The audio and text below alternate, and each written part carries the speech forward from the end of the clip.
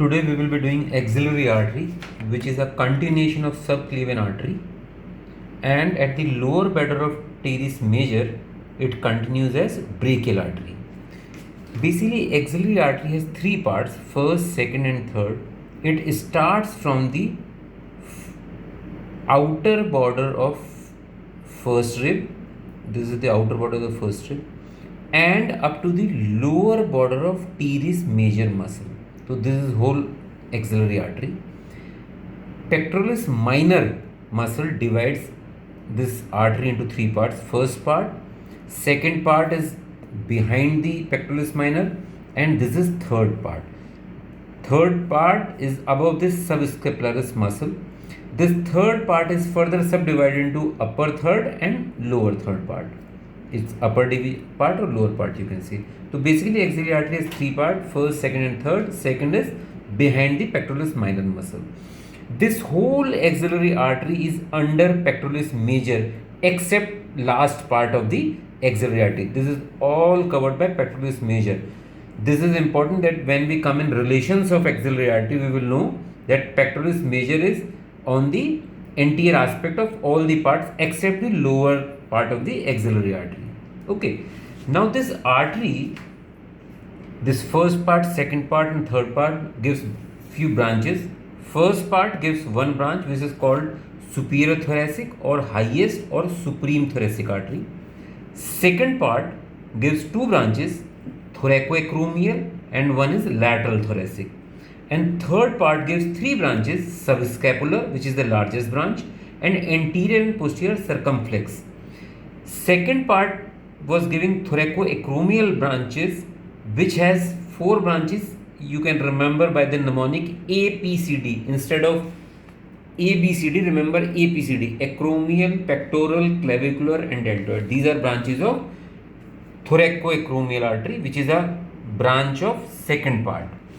You can also see in this diagram that this is firstly the highest thoracic artery, then this second artery branch is giving thoracoacromial artery, which is further divided into APCD and lateral thoracic artery. This is lateral thoracic artery. Third part is giving three branches: subscapular artery, which is the largest branch, and anterior and posterior circumflex artery. So these are the branches of the axillary artery. Now we come to the relation of axillary artery. Before coming to the relation, always remember that axillary vein is always medial, rather anteromedial to the axillary artery. So when we come to the relations of the axillary artery, remember one thing, that skin, superficial fascia, deep fascia and pectoralis major, they come in all the parts of the axillary artery except the lower one third. As I said that pectoralis major muscle covers almost the all part of the axillary artery except the lower part. So when we talk of anterior relations, you can write skin, superficial fascia, deep fascia and pectoralis major muscle in all the parts except the lower one. Now, second most important thing is relation of axillary artery with the brachial plexus. This is most important diagram. You all must know it. This diagram is a bit confusing. Instead of this median nerve going in front of axillary artery, you must put it like right here, like this. This is median nerve. This is axillary artery. So this will help you in assessing the relation. Now we come to the first part of axillary artery. Now this is the first part before the pectoralis minor. You can see that in this part, posterior cord is lateral to the axillary artery. Okay? And medial cord is posterior to the axillary artery. Now we come to the second part. We can see lateral cord is lateral, posterior cord is posteriorly, and medial cord is medial to the artery. The cord which are been enabled from this brachial plexus, like lateral, posterior and medial, they are basically, these names have been given in relation to axillary artery second part. So if second part of axillary artery, this is lateral, it has been labeled as lateral cord. This is posterior, has been labeled as posterior cord. This is medial, has been labeled as medial cord. Yes, one thing I forgot to explain to you, that this first part of axillary artery with the brachial plexus is enclosed by axillary sheath. So this portion is enclosed by axillary sheath. Okay, that was some. So first part you can see the posterior cord is lateral, medial cord is posteriorly. In second part, lateral cord is lateral, posterior cord is posteriorly, medial cord is medially. In the third part, this is very important that median nerve is not here, it is here. So this median nerve is lateral to the axillary artery.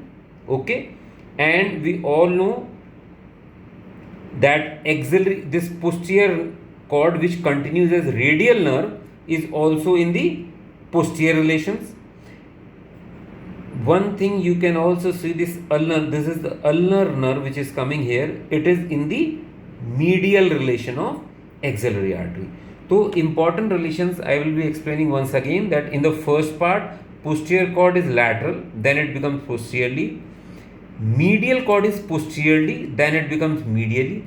Lateral cord continues as such, and median nerve is lateral to the axillary artery like this, and ulnar nerve is medial to the axillary artery. Posterior cord continues as radial nerve, and before that it gives a branch which is called axillary nerve.